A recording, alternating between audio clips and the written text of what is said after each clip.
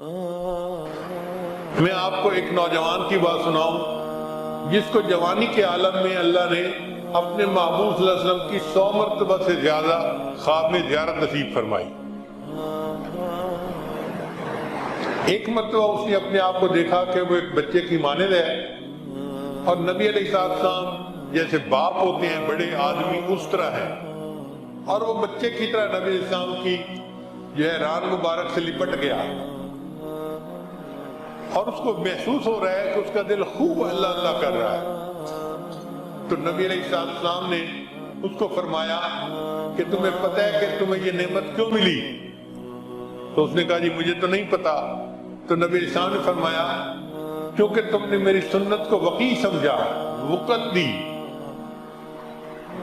مقام دیا، اس سنت کو وقیع سمجھنے کی وجہ سے اللہ نے تمہیں یہ نسبت کی، دولت عطا فرمائی۔ چنانچہ اس نوجوان کو نبی علیہ السلام کی ایک ایک سنت کی تلاش رہتی تھی، ذہین بھی تھا مگر محبت بندے کی ذہانت کو اور بڑھا دیتی ہے۔ چنانچہ اگر کوئی بندہ بیان کرتا اور اپنے بیان میں وہ کوئی حدیث پڑھتا تو ایک دفعہ سن کے اس نوجوان کو حدیث یاد ہو جاتی تھی، ایک دفعہ سننے سے صرف۔ اس نے سینکڑوں حدیث صرف اس طرح یاد کی کہ کسی محدث نے، کسی مقرر نے حدیث پڑھی، اس کو زبانی یاد ہو گئی۔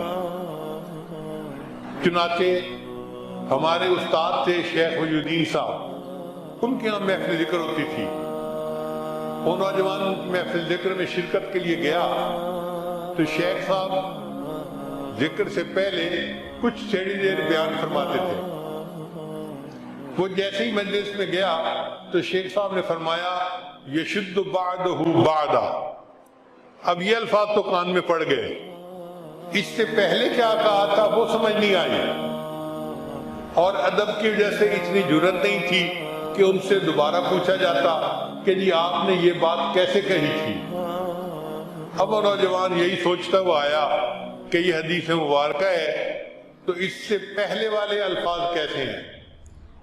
اسی خیال میں وہ آ کے اپنی یونیورسٹی کے کمرے میں سو گیا تو خواب میں نبی علیہ السلام کی زیارت نصیب ہوئی، اور نبی علیہ السلام نے یہ الفاظ فرمائے بیٹے میں نے یہ کہا تھا المؤمن للمؤمن کالبنیان یشد بعدہ بعدا۔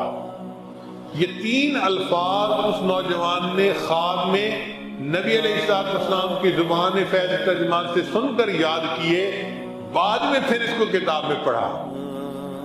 صبح ہوئی تو مدرسے کے مفتی صاحب کے پاس گیا اور کہا کہ مجھے یہ خواب آیا ہے اور یہ الفاظ مجھے ایک بزرگ کی زبان سے سنے تھے اور یہ الفاظ مجھے خواب میں بتائے گئے۔ وہ کتاب نکال کر لائے اور انہوں نے حدیث پاک کہی کہ یہ حدیث پاک ایسی ہے المؤمن للمؤمن کالبنیان یشد بعدہ بعدا۔ پھر اس کے بعد فرمانے لگے کہ تجھے خواب میں نبی علیہ السلام نے جو بیٹا کہا ہے تمہیں پتہ ہے اس کا کیا مطلب ہے؟ اس نے کہا جی مجھے تو پتہ نہیں۔ کہنے لگے کہ اس کا مطلب یہ کہ تمہاری زندگی میں تقوی موجود ہے، کیونکہ نبی علیہ السلام فرماتے ہیں کہ میں ہر متقی کا باپ ہوں۔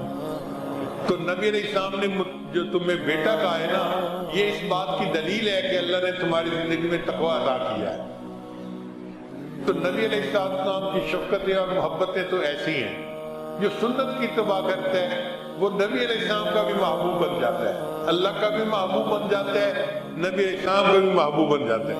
چنانچہ حضرت مرشد عالم رحمۃ اللہ نے لاہور کی ایک جگہ پر لوگوں کے سامنے یہ بات کہی نام لے کر کہ فلاں بندے کو تو 100 مرتبہ سے زیادہ نبی علیہ السلام کی زیارت نصیب ہو چکی ہے۔ شیخ کی تصدیق ہو جانا زندگی میں یہ اللہ کی بہت بڑی نعمت ہوتی ہے، مگر اس کے پیچھے اصل وجہ کیا تھی کہ ہر عمل چھوٹا یا بڑا اس کو سنت کے مطابق کرنا تھا، ہر وقت سنت کی تلاش رہتی تھی۔ بالکل اسی طرح کہ جیسے اونٹنی کا بچہ گم ہو جائے تو اونٹنی اپنے بچے کو تلاش کرتی ہے، یہ نوجوان نبی علیہ السلام کی سنت کو اس طرح تلاش کرتا تھا اور اس پر عمل کر کے سکون ہو جاتا تھا۔ ہم بھی اگر چاہتے ہیں کہ اللہ کا ہمیں قرب نصیب ہو جائے اور نسبت کا نور نصیب ہو جائے تو ہم اس اصول کو اپنا لیں کہ ہم نے ہر کام کو نبی علیہ السلام کی سنت کے مطابق کرنا ہے۔